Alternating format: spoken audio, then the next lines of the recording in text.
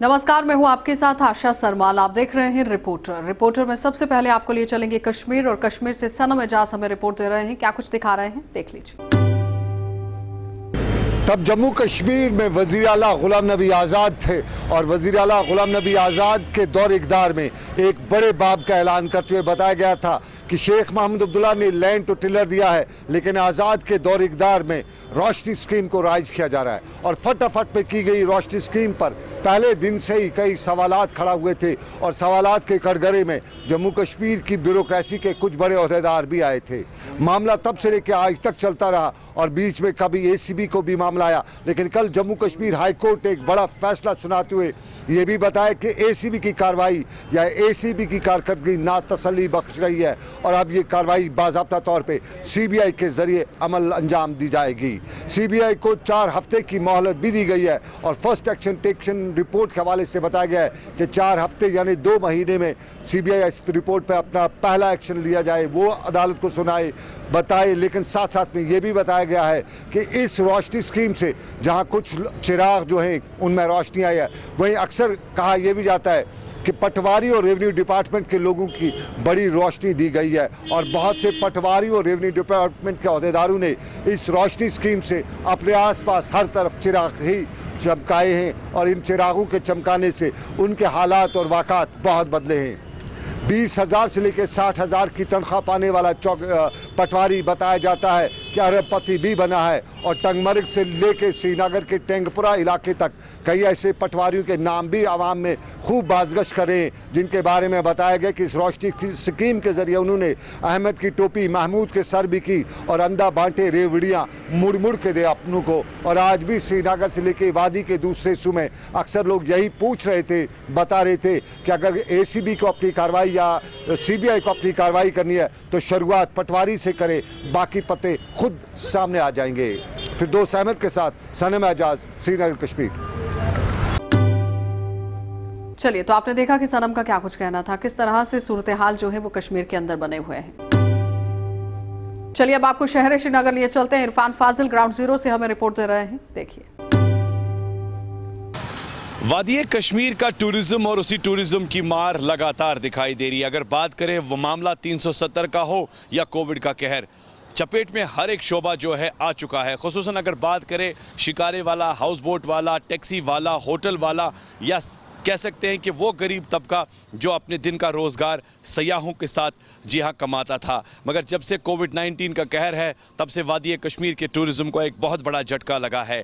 कह सकते हैं कि इस नुकसान को उभरने में काफ़ी वक्त लग सकता है। फ़िलहाल जिस तरीके से सिचुएशनली अगर बात करें, आजकल नए मामला टैक्सेस को लेकर भी दिखाई दे रहे हैं। अब मामला चला है यहाँ पर प्रॉपर्टी टैक्स को लेकर, तो कह सकते हैं कि कितने होटल वाले या कमर्शियल बिल्डिंग्स या साथ ही साथ वो प्रॉपर्टी लोग जिन्होंने अभी कुछ कमाया नहीं, जिन्होंने खर्चा तो किया है मगर साथ ही साथ अभी वो मार ही झेल रहे हैं, वो ये टैक्स की अदायगी कैसे पूरे करेंगे। फ़िलहाल कोविड के साथ साथ सैयाह जो है वादी कश्मीर में दिखाई नहीं दे रहा है। अब तो नज़र ज़रूरी है कि यहाँ पर जब विंटर डेस्टिनेशन को लेकर बात करें, गुलमर्ग, सोनमर्ग, पहलगाम, जिसमें एक विंटर टूरिज़्म जुड़ा करता है, क्या इस साल वो विंटर टूरिज़्म या टूरिस्ट दिखाई देगा? बहुत बड़ी बात और मुश्किल बात भी कह सकते हैं, क्योंकि अभी भी वैक्सीन या फिर कोविड के मामलात को लेकर कोई सल्यूशन दिखाई नहीं दिया है। सरकार को इस बात पर ज़रूर सोचना चाहिए कि अगर देखा जाए वादी कश्मीर जो है टूरिज़्म एक बैकबोन है जो हमेशा हर पल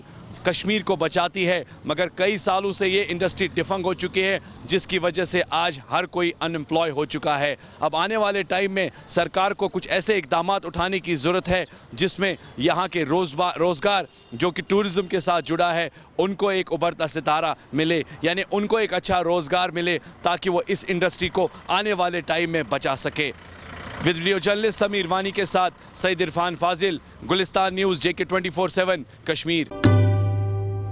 जम्मू कश्मीर में आज पूरा दिन खबरों का चर्चा रहा और खबरों का पिटारा खुलने के साथ ही जम्मू कश्मीर में एक अहम बात जो है आज सिविल सोसाइटी, मार्केट और आसपास में काफी ज्यादा चर्चों में रही। रोशनी एक्ट को लेकर काफी ज्यादा चर्चा आज पूरा दिन चला। जम्मू कश्मीर में काफी ज्यादा जमीनात या अराजी मौजूद थी जब रोशनी एक्ट को उस वक्त की सरकार ने काबीना में लाया, असेंबली में लाया और पास किया। और पास करने के बाद ये तय पाया कि रोशनी एक्ट में अब मालिकाना हुकूक उन किसानों, उन जमींदारों, उन ओनर्स के पास रहेंगे जिन्होंने अब इस जमीन पर अब बाज़ाब्ता तौर पर फीस जमा करने के बाद ये जमीनात जो है उनकी हो जाएगी। दरअसल जम्मू कश्मीर की चीफ जस्टिस गीता मित्तल और दूसरे जजों ने यह फैसला किया कि 25,000 करोड़ रुपया के एवज ये जमीन जो थी ये फार्मर्स या उन ओनर्स ने लेनी थी जिन्होंने उस पर पहले से ही अपने पांव घुसा दिए थे। उसके बाद वापस कितना आता है? 75 करोड़। 75 करोड़ का मतलब हो गया कि 5 मकान, 10 मकान ज्यादा से ज्यादा या 10 प्लाट ज्यादा से ज्यादा। 75,000 करोड़ रुपया का जब पैसा वापस आना था तो उसमें रोशनी एक्ट का नाम इसको इसलिए पड़ा था, ये रोशनी अंधेरे से उजाले की ओर लाना था। यानी रोशनी का मतलब था इसमें पन बिजली प्रोजेक्ट जो थे, पावर प्रोजेक्ट थे, बनाने थे 75,000 करोड़, 25,000 करोड़ के, और जिसके बाद जम्मू कश्मीर में अंधेरा कम से कम खत्म हो जाता और हम रोशनी की ओर आ जाते। लेकिन मौजूदा सेटअप में यह बात क्लियर मैसेज के साथ सामने आई कि रोशनी एक्ट का उपयोग या इस्तेमाल जो किया गया है वो मैक्सिमम पॉलिटिशियंस और एक मखसूस कम्युनिटी के लिए किया गया था, जिसके बाद सरकार ने अब इस ऑर्डर को फिलहाल यहीं पर रोक दिया। अब जो रोशनी एक्ट के तहत जिन जमीनात के मालिकाना हुकूक आपके पास आए, उसका इस्तेमाल, उसका पैसा जो आपने भरना था वो आपने भरा नहीं, क्योंकि आप इब्नुल वक्त थे, आप सरकार में थे, हुकूमत में थे, तो किसकी ताकत या मजाज था कि वो आपसे ये जमीनात के पैसे मांगने की हरकत करते। अब सरकार ने फैसला किया कि जमीनात को लेकर जो मामला हुआ है कि 75 करोड़ रुपया आ चुका है, 25,000 करोड़ में से न ही अंधेरा खत्म हुआ और न ही रोशनी एक्ट की मुकम्मल पासदारी की गई। रोशनी एक्ट का पासदार ये होना चाहिए था कि हमारे जम्मू कश्मीर में इस पैसे से हम कहीं ना कहीं पन बिजली प्रोजेक्ट से बिजली तैयार करके जम्मू कश्मीर में अंधेरे को कम कर सकते थे। देखने वाली बात होगी कि कोर्ट के डिसीजन के बाद, चीफ जस्टिस के डिसीजन के बाद, इससे जम्मू कश्मीर में अगर डिप्टी कमिश्नर्स, अगर कंसर्न रेवेन्यू ऑफिसर इसमें लहतोलाल या थोड़ी सी नरमी बरतते हैं तो उन्हें कहीं ना कहीं अदालत आलिया की तौहीन के मिसदाक उन्हें कसूरवार ठहराकर सजा भी दी जा सकती है। लेकिन जमीनात हासिल करने के लिए आपको बठंडी के बाद हुमहामा और मुतअद्दिद मकामात पर जम्मू कश्मीर के जो जमीनात आपने रोशनी एक्ट के तहत अपने पास रखी हुई है, क्या आप वो पैसा वापस भर पाएंगे या सरकार को इन सारी जमीनात को वापस हासिल करने के लिए ताकत का इस्तेमाल करना पड़ेगा। देखने वाली बात होगी कि रोशनी एक्ट में कितने ही आम लोगों को और गरीबों को फायदा पहुंचा है और क्यों कर इस फायदे को अब दोबारा नुकसान में बदलने की कोशिश की जा रही है। चलिए तो डोडा का रुख करेंगे, डोडा से क्या कुछ रिपोर्ट दे रहे हैं वो भी देख लीजिए। प्रॉब्लम तो देखो, मैं तो 5-6 साल से यहाँ दुकान कर रहा हूँ, तो 5-6 साल से बहुत ही परेशानी है। यहाँ पर लोड कैरियर होते हैं, कुछ ट्रक भी होते हैं, जबकि ये पैसेंजर गाड़ियों के लिए अड्डा था, खाली पैसेंजर गाड़ियों के लिए। तो मगर ये भी मजबूर है, ये भी कहाँ जाएंगे, इनके लिए कोई नेमल बदल है नहीं कहाँ कहीं पे जहाँ पे इनको मतलब स्टैंड दे देते इनको। हमने इशू उठाया था, फिर डिप्टी कमिश्नर साहब को बहुत दफ़ा हमने इशू उठाया। हमने यहाँ पर डिप्टी कमिश्नर साहब आए, हमने उनसे बात की, भाई इनका कोई चारा कर लो, हमारे दुकानें बंद होती है, हमारा कारोबार सब चौपट हो जाता है, हमें बैंकों के लोन हैं, हमें किस्त नहीं निकलती है, दिन में सेल नहीं होती है, जब गाड़ियाँ जुड़ी होती हैं तो अंदर दुकान शॉप में कौन आएगा। अब क्या डिमांड करेंगे आप? हम तो यही डिमांड करते हैं डिप्टी कमिश्नर साहब से कि भाई इनका कोई चारा करे, कहीं पे लोड कैरियर ट्रकीज वगैरह जो यहाँ खड़े होते हैं। सर रास्ता ही नहीं है, अगर आएगा कस्टमर तो कहाँ से आएगा सर? ऑटो बिल्कुल जुड़े होते हैं, कस्टमर अंदर आ ही नहीं सकता है। पिछली बार भी सर 1-2 कस्टमर आए, उनकी शर्ट फट गई, किसी की जैकेट फट गई, और सर हमें सर बैंक्स का देना है, किस्तें हैं, लोन है, सर क्या क्या हम करें। हम डीसी साहब से सर गुजारिश करते हैं कि यहाँ पे सर पैसेंजर गाड़ी लाओ, कुछ ना कुछ लाओ, इनको कोई दूसरा स्टैंड दे दो, कुछ ना कुछ करो, कोई हल निकाले, हमारी प्रॉब्लम थोड़ी सी सॉर्ट आउट हो जाएगी। और क्या करेंगे? तो चूँकि यहाँ पर गाड़ियों की तादाद भी बढ़ गई है और इसमें लोगों को दिक्कत तो आ रही है, इसमें कोई शक नहीं है, लेकिन ऐसा नहीं है, पुलिस वहाँ पे मौजूद रहती है, ट्रैफिक पुलिस भी है, तो अगर वैसे तो ऐसी कोई परेशानी नहीं है। नहीं, अभी एंट्री गेट्स का प्रपोजल हमने बनाया है कि पूरे इस बस स्टैंड को डेवलप करने का। यहाँ पे मल्टी कार पार्किंग स्पेस भी बनेगी और इसको जो आप कह रहे हैं एंट्री गेट्स वो भी होगा उसमें। हमने वो प्रोजेक्ट अभी बनाया है, वो अभी project department of housing and urban development को अप्रूवल के लिए भेज रहे हैं। बस स्टैंड की बात करें, डोडा बस स्टैंड के अंदर दिन ब दिन ट्रैफिक का वायलेशन बढ़ रहा है। अगर हम शॉप्स के ऊपर की बात करें, उनका भी एक बहुत बड़ा इशू है। जो शॉप्स के फ्रंट पे ऑटो लगाए जाते हैं, इनलीगल ऑटो स्टैंड वहाँ पे खड़ा कर दिया गया है। जो लोड कैरियर्स हैं वो वहाँ पे खड़े कर दिए गए हैं। उनका यही कहना है कि कोविड में पहले ही इस कोविड की महामारी से जो शॉप्स बंद रही, काफ़ी तरह की प्रॉब्लम झेलनी पड़ रही है। बैंक का लोन देना पड़ता है। और पहले भी डिप्टी कमिश्नर डोडा 2019 में वहाँ पे आए थे और विज़िट किया था और उन शॉप्स के ऊपर से एक वादा किया था कि विद इन डेज़ वहाँ से जो ऑटो स्टैंड है या बाकी जो गाड़ियाँ वहाँ पे लगती इनलीगल जो लगती हैं उन पे सख्त नकेल कसी जाएगी। वो ऑटो स्टैंड वहाँ से हटा दिया जाएगा। मगर आज तक वो ऑटो स्टैंड ना ही वो गाड़ियाँ हटी और ना ही वो ऑटो स्टैंड वहाँ से हटा जो इनलीगल वहाँ पे लगा हुआ है, लोड कैरियर्स लगे हुए हैं। आज हमने विज़िट किया और वहाँ पे हमने देखा कि आज फिर से वही सिचुएशन वहाँ पे बनी हुई है और उसी सब में हमने कुछ शॉप्स के ऊपर से भी बात की और एडिशनल डिप्टी कमिश्नर डोडा जो है उनसे बात की। उनका यही कहना है कि विद इन डेज़, क्योंकि कोविड से काफ़ी तरह की प्रॉब्लम डिस्ट्रिक्ट एडमिनिस्ट्रेशन को भी झेलनी पड़ी क्योंकि सारा डिस्टर्ब था, और हमने आज एक आश्वासन दिया कि विद इन डेज़ वो जो वहाँ पर इनलीगल जो गाड़ियाँ लगती हैं उनको जल्द से जल्द हटा दिया जाएगा। गुलिस्तान न्यूज़ के लिए वसीम गत्तू, डोडा। चलिए अब आपको लिए चलते हैं जिला बड़गाम, और बड़गाम से भी रिपोर्ट जानना बहुत जरूरी है कि आखिर अशरफ किस तरह से पूरी रिपोर्ट दे रहे हैं। देखिए, आज ज़िला बड़गाम में भी जो है वर्ल्ड मेंटल हेल्थ डे मनाया गया। इस सिलसिले में हमारे साथ बात करने के लिए मौजूद है CMO बड़गाम ताजमुल साहब। इनसे हम जानेंगे आज की इस जो मेन्यू प्रोग्राम का था तो किस तरह की मेंटलिटी आजकल जो है आम लोगों में देखी जाती है। ये CMO साहब बताइए, आज जो प्रोग्राम था किस तरह की मेंटलिटी आज हम लोगों में देखते हैं। ये वर्ल्ड मेंटल हेल्थ डे है, ये आज मतलब हर साल पूरी दुनिया में मनाया जाता है। तो क्योंकि 10 अक्टूबर को मनाया जाता है, आज इसी हिसाब से चूँकि पूरे दुनिया में मनाया जा रहा है तो हमारे ज़िले में भी हर ब्लॉक में मनाया जा रहा है। और यहाँ पे हमारे जो कि सेंट्रल प्लेस है, यहाँ ANMT स्कूल बड़गाम, यहाँ पे भी हमने डिस्ट्रिक्ट लेवल पे मनाया है। तो इससे क्या है कि आपको तो पता ही है कि lot of people are in stress, everybody is in stress almost in one way or the other way, and that is the thing that we are giving the awareness to the people everywhere in our district today related to these programs। हमने teachers लाई हैं education department से, कुछ line department से भी बंदे आए हैं, हमारे डॉक्टर साहिबान हैं, हेल्थ केयर वॉरियर्स हैं और बाकी ऑफिसर्स एंड ऑफिशियल्स भी हैं इसमें जो और पार्टिसिपेट कर रहे हैं। Should continue its celebration throughout the year, I mean to say 24/7 and 365 days, because we are here to help the people, that should be the motto। अगर हम कश्मीर की बात है तो ज़्यादातर हम लोग देखते हैं जो डिप्रेशन का शिकार है, तो किस तरह का उनका ट्रीटमेंट दिया जाता है? उनको पहले जब कोई बंदा आता है कि जो डिप्रेशन का शिकार है, हमारे पास क्लिनिकल साइकोलॉजिस्ट है, काउंसलर्स हैं और सिकाइट्रिस्ट है।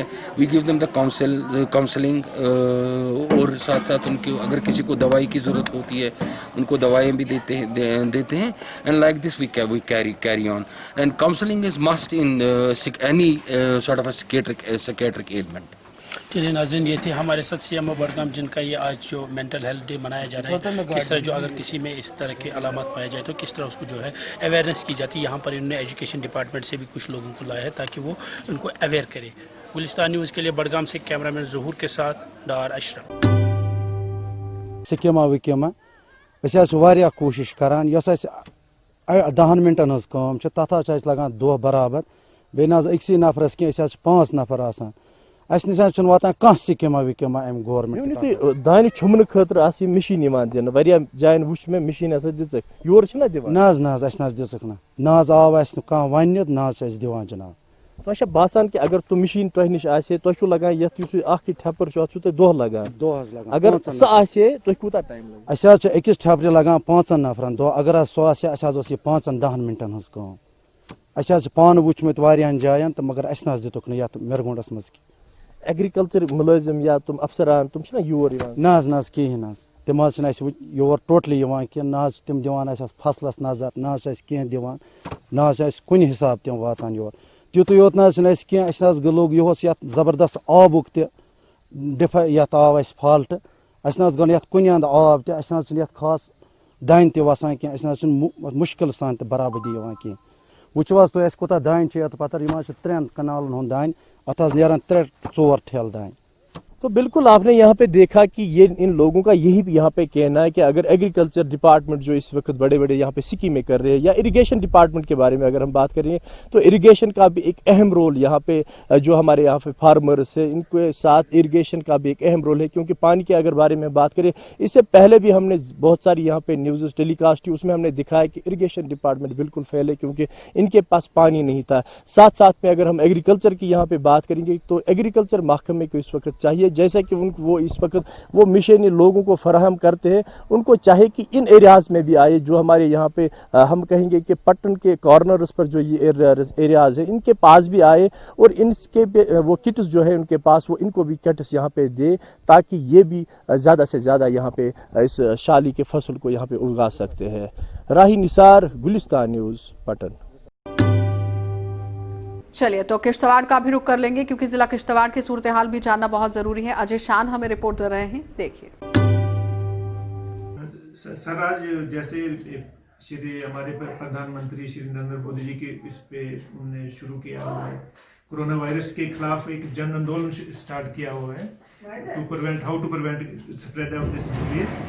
तो इसमें as per directions of the honourable prime minister of India, तो आज हम अपने आपस में एक जन आंदोलन की एक शब्द जो प्लेज थी हमने भी अपने यहाँ पे ऑर्गेनाइज की है, जिसमें इसमें हमने यही अपने स्टाफ और दूसरे लोगों को यही समझाया है कि एक तो मास्क हमने पहनना है, सोशल डिस्टेंसिंग मेंटेन करनी है और हैंड वॉशिंग करना है और अपने जो आस पड़ोस में भी जो लोग हैं उनको सबको अवेयर करना है कि how to prevent the spread of this. चलिए अब आपको लद्दाख लिए चलते हैं और लद्दाख से भी हमारे संवाददाता हमें रिपोर्ट दे रहे हैं, क्या कुछ जानकारी है देखिए। आप सब जानते हैं लद्दाख ऑटोनोमस हिल डेवलपमेंट काउंसिल लेह के इलेक्शंस को लेके अब जो है तैयारियां मुख्तलिफ पॉलिटिकल पार्टीज की जानिब से जारी है। वहीं मॉडल कोड ऑफ कंडक्ट इस वक्त लगातार चल रहा है। इसको मद्देनजर रखते हुए इंतजामिया की जानिब से मॉडल कोड ऑफ कंडक्ट को ग्राउंड जीरो पे इन्फोर्स करने के लिए इंतजामिया की अलग अलग सर्विलेंस जो टीम है वो मुख्तलिफ जगहों पर तैनात किया है, जो कि चेकिंग करते हैं मुख्तलिफ व्हीकल्स को, गाड़ियों को रात के टाइम पे और दिन रात, जो कि नज़र रखते हैं गाड़ियों पे कहीं मॉडल कोड ऑफ कंडक्ट की वायलेशन तो नहीं हो रहा है, जो कि दूसरे जरिए से मॉडल कोड ऑफ कंडक्ट की वायलेट करने की कोशिश करते हैं, लोगों को पैसा या बाकी चीज़ों के ज़रिए गुमराह करने की कोशिश करते हैं इलेक्शन के टाइम पे। आप यहाँ पे देख सकते हैं, यहाँ पे ये जो इस वक्त हम रात के 9 बजे हैं और चोगलम सर के पास हैं और यहाँ पे सर्विलेंस टीम है, मजिस्ट्रेट हैं और इनके साथ जो है पुलिस पर्सनल्स भी हैं। ये लगातार निगरानी कर रहे हैं। इस वक्त यहाँ पे मुख्तलिफ जो गाड़ियाँ आ रहे हैं उनके ऊपर नज़र रख रहे हैं कि आखिर मॉडल कोड ऑफ कंडक्ट को किस तरह से इन्फोर्स किया जाए। हमारे साथ यहाँ पे मजिस्ट्रेट साहब, इनसे जानना चाहिए सर किस तरह की तैयारियाँ हैं और इंतजामिया की तरफ से, इलेक्शन अथॉरिटी की तरफ से किस तरह के आदेश? देखिए, आज डिस्ट्रिक्ट एडमिनिस्ट्रेशन की तरफ से और हमको यहाँ पे भेजा गया है ताकि इलेक्शन का कोई वायलेंस ना हो और साथ ही साथ कोविड का भी आपको पता है पेंडेमिक चल रहा है, तो इसका भी वायलेट ना हो रहा है। इस बारे में हम जगह जगह दिन रात हम चेकिंग कर रहे हैं, गाड़ियों का भी हम चेकिंग ले रहे हैं, कहीं इलेक्शन का वायलेंस तो मत हो रहा है। तो इसी सिलसिले में हम यहाँ पुलिस भी है, साथ में हमारा कैमरामैन भी है, तो गाड़ियों को हम बिल्कुल एक एक गाड़ी को हम बिल्कुल नज़र रखे हुए हैं। तो यही हमारा आजकल चल रहा है बड़े ज़ोर व शोर से। डिस्ट्रिक्ट एडमिनिस्ट्रेशन ने हमको बहुत अच्छी तरह से डायरेक्शन दिया हुआ है कि ऐसे हालात को सही तरह से नज़र रखा जाए। तो यही हमारा जी। साथ ही साथ अगर हम आपको बताते हैं कि इस बार का इलेक्शन बहुत अहम है, एक तरफ से कोविड-19 की महामारी है, दूसरी जानिब इलेक्शन के हवाले से जो कैंपेनिंग है वो लगातार मुख्तलिफ पार्टियों की तरफ से किया जा रहा है। लेकिन कोविड-19 के महामारी के बीच जब इलेक्शंस होते हैं, इस बीच कहीं ना कहीं जिस तरह से इलेक्शन के हवाले से रैलियाँ होते हैं उसके ऊपर भी नज़र रख रहे हैं। आखिर कोविड-19 के प्रोटोकॉल्स को मद्देनज़र रखा जा रहा है या नहीं। दूसरी जानिब इलेक्शन के हवाले से इलेक्शन के दौरान बहुत सारे जो है अनवांटेड चीज़ें होते हैं जो करने की कोशिश करते हैं उसको मद्देनज़र रखते हैं ताकि मॉडल कोड ऑफ कंडक्ट जो है वो स्ट्रिक्टली ग्राउंड ज़ीरो पे इन्फोर्स किया जाए। आखिर आप क्या कहना चाहेंगे, लोगों को किस तरह के आप पैगाम देना चाहेंगे, ख़ासकर इलेक्शन को मद्देनज़र रखते हुए और कोविड को? जी, एज ए मैजिस्ट्रेट मैं लोगों से यही गुजारिश करना चाहूँगा कि इलेक्शन का कोई वायलेट न करे और जो कोविड का ये जो हमारा महामारी चल रहा है इसको गाइडलाइन के तहत ही इनका पालन किया जाए। इसके खिलाफ कोई खिलाफ वर्जी ना किया जाए। साथ ही साथ इलेक्शन का भी बड़े ज़ोर से आजकल चल रहा है तो इसका भी मद्देनज़र रखा जाए। जी, बहुत बहुत शुक्रिया। हमारे साथ बात करें तो हमारे साथ बात करने थे इस एरिया के मजिस्ट्रेट जो लगातार मुख्तलिफ गाड़ियों के ऊपर नज़र रख रहे हैं और ख़ासकर इलेक्शन के हवाले से मॉडल कोड ऑफ कंडक्ट जो है वो ग्राउंड जीरो पे कैसे इन्फोर्स किया जाए, कैसे इम्प्लीमेंट किया जाए। हालांकि इस बार के इलेक्शन बहुत ही अहम लद्दाख ऑटोनोमस हिल डेवलपमेंट काउंसिल लेह के हवाले से होने जा रहे हैं। पल पल के अपडेट आप तक हम पहुँचाने की कोशिश करेंगे। दूसरी जानिब एडमिनिस्ट्रेशन की तरफ से स्ट्रिक्ट जो है गाइडलाइंस जारी किया है और साथ ही साथ जो है MCC को इन्फोर्स करने के लिए मुख्तलिफ टीम लद्दाख के और ख़ासकर लेह के मुख्तलिफ जो है जगहों पे तैनात किया है। चलिए अब आपको राजौरी और पुंछ लिए चलते हैं। जमशेद मलिक की रिपोर्ट देख लीजिए। सीमावर्ती क्षेत्र पुंछ में पाकिस्तान की तरफ से लगातार सीज फायर के उल्लंघन देखने को मिल रहे हैं, जहां पाकिस्तान ने कल देर शाम को पुंछ के कस्बा किरनी सेक्टर में गोलाबारी का सिलसिला शुरू किया, जिसमें एक 40 साला खातून जख्मी हुई। वहीं देर रात को पाकिस्तान की तरफ से मेंढर के मनकोट सेक्टर में सीज फायर का उल्लंघन किया गया, जिसमें कई रिहायशी घरों को नुकसान पहुंचा है। लगातार पिछले कई दिनों से पाकिस्तान की तरफ से पुंछ से लेकर उड़ी तक लाइन ऑफ कंट्रोल पर फायरिंग का सिलसिला देखने को मिल रहा है। हालांकि हर बार पाकिस्तान को सेना उसी की भाषा में जवाब देती है, मगर उसके बावजूद भी पाकिस्तान है कि लगातार लाइन ऑफ कंट्रोल पर फायरिंग का सिलसिला जारी रखे हुए है। जहां कस्बा किरनी सेक्टर में एक खातून जख्मी हुई, वहीं इस वक्त खास करके पाकिस्तान की शेलिंग से ग्रामीणों को बहुत ज़्यादा नुकसान उठाना पड़ता है, क्योंकि इस वक्त फसल कटाई का वक्त है, जिस दौरान पाकिस्तान की तरफ से शेलिंग की जाती है और ऐसे हालात में इनकी फसलों के साथ साथ इनको भी अब काफ़ी नुकसान पहुँचता जा रहा है। वहीं लोगों की तरफ से सरकार से अब भी मांग की जा रही है कि लाइन ऑफ कंट्रोल के नज़दीक के लोगों के लिए जल्द से जल्द बंकर बनाएं, ताकि वो लोग पाकिस्तान की इस शेलिंग से अपनी जान बचा सके। हालांकि साल में एक फसल पैदा होती है इन इलाकों में जिसकी कटाई का वक्त इस वक्त चल रहा है, वो है मक्की की फसल। उसके साथ साथ इस वक्त पूरे साल के लिए जानवरों के लिए घास कटाई का सिलसिला भी चल रहा है। इसी दौरान पाकिस्तान की शेलिंग से लोगों को भारी नुकसान उठाना पड़ता है, जिसके चलते लोगों की तरफ से अब मांग की जा रही है या तो दोनों मुल्क बैठ के बात कर लें या एक ही बार आर पार की लड़ाई हो, ताकि सीमावर्ती क्षेत्र के लोग पुरसकून जिंदगी बसर कर सकें। अपने सहयोगी राहुल सूदन के साथ JK24 न्यूज़ 7 के लिए मैं जमशेद मलिक। चलिए अब चलते हैं सांबा, और सांबा से ऋषि खजूरिया की क्या कुछ रिपोर्ट है वो देख लीजिए। आज हम JK24 न्यूज़ के माध्यम से आपको बताएंगे कि ग्रामीण हलकों में कितना विकास हुआ है। यहाँ प्रशासनिक अधिकारी और सरकारी ये बड़े बड़े दावे करते हैं कि हम ग्रामीण हलकों में काफ़ी हद तक विकास जो वो करवाते हैं, लेकिन आज विकास के नाम पर जो धोखाधड़ी ग्रामीण हलकों के लोगों के साथ होती है उसका हम पर्दाफाश करेंगे। मैं इस समय सांबा के गाँव आमली में मौजूद हूँ और ये गाँव सांबा हेडक्वार्टर से लगभग 10 किलोमीटर की दूरी पर है, लेकिन यहाँ अगर इस आमली गाँव में पहुँचना है तो इसी दरिया को पार कर आपने आमली गाँव में पहुँचना है। हम इस समय यहाँ आमली गांव में मौजूद हैं और हम इसी दरिया को क्रॉस कर आमली गांव तक पहुंचेंगे और यहाँ के लोगों को पेश आ रही समस्याओं के बारे में सुनेंगे। और समस्या इसी रास्ते को लेकर है, यानी यहाँ आज इस आधुनिक युग में भी किसी तरह का कोई साधन नहीं है आने जाने का, और साधन यही एकमात्र दरिया है।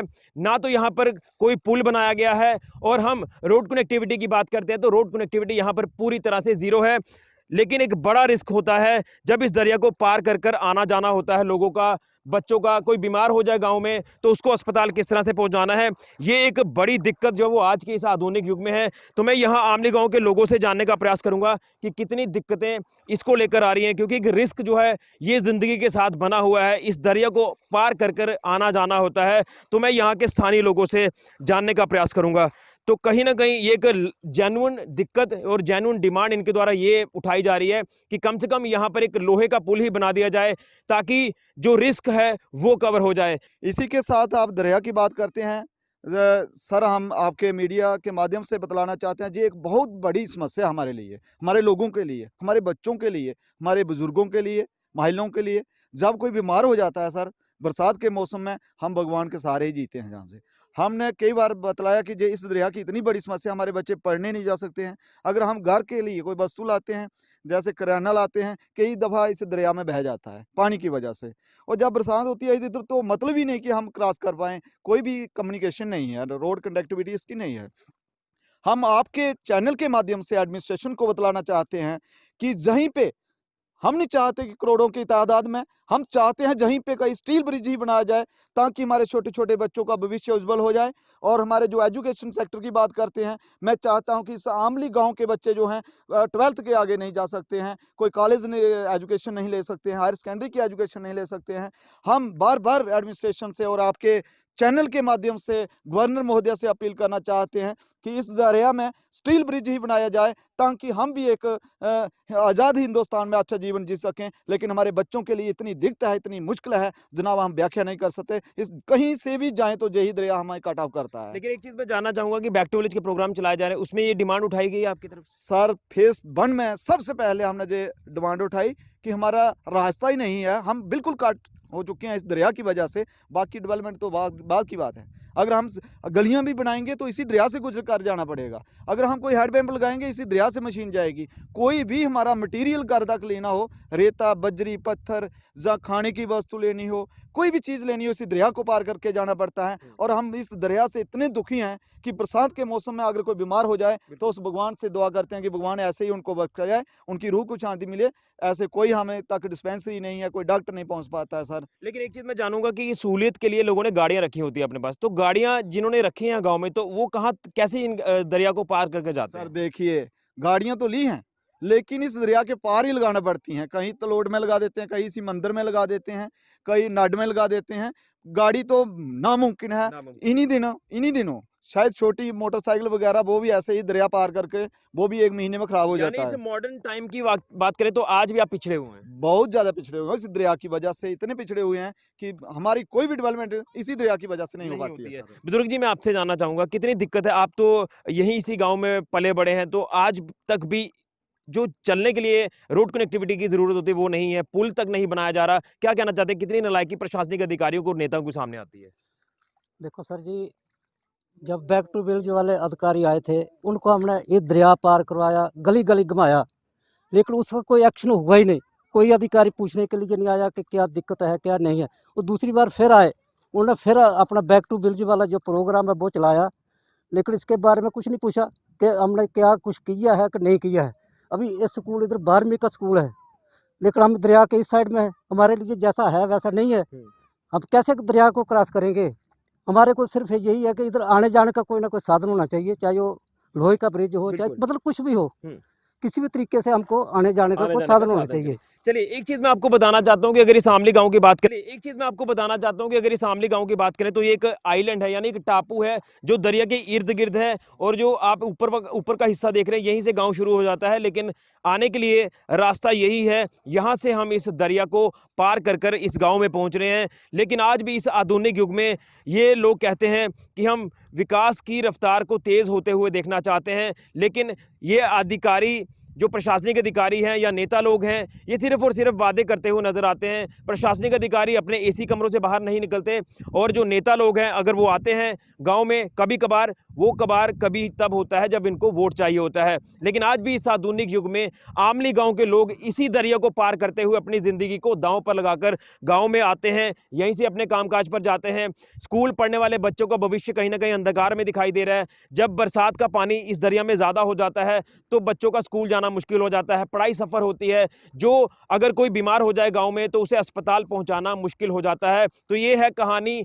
आमली गाँव की, जो कि 10 किलोमीटर के दायरे में है सांबा हेडक्वार्टर से, लेकिन उसके बाद भी रोड कनेक्टिविटी ज़ीरो है। और डिमांड है कि जल्द से जल्द यहाँ पर एक पुल का निर्माण किया जाए ताकि यहाँ के लोग भी अपने आप को शहरों से जुड़ा हुआ महसूस करते हैं, यानी वो अपने आप को शहरों से जुड़ा हुआ महसूस करें, जो पूरी तरह से आज भी इस आधुनिक युग में शहरों से कटे हुए हैं। चलिए अब रुक कर देते हैं जम्मू शहर का, क्योंकि जम्मू के क्या सूरत हाल है वो भी जरा देख लीजिए, लोगों का क्या कुछ कहना है, देखिए। 2 दिन तो सप्लाई आई नहीं थे, तेल नहीं था, गाड़ियाँ जलंधर में गई थी, तो कुछ कल आई हैं, काफ़ी गाड़ियाँ कल भी खाली हुई हैं पंपों पर। तो आज हमारी सप्लाई आई है, आधे घंटे तक हम भी चालू कर देंगे, गाड़ी कर रहे हैं, गाड़ी आधे घंटे के बाद इसको शुरू कर देंगे। हम लोगों की दिक्कत दूर हो जाएगी इससे। माल जलंधर से आया, टॉप अप जम्मू में होता है, फिर सप्लाई इशू कर देते हैं पंपों को। ट्रेनों की वजह से ही सबके जो किसानों का एजिटेशन चल रही ना, तो ट्रेनें नहीं आ रही उससे कि पेट्रोल डीजल का रिस्क होता है, कोई आग लगा दे, कुछ कर दे तो उससे प्रॉपर्टी का नुकसान होता है, इसलिए ट्रेनें बंद हैं। तो माल जलंधर से आ रहा है। आप देखते रहिए कार्यक्रम।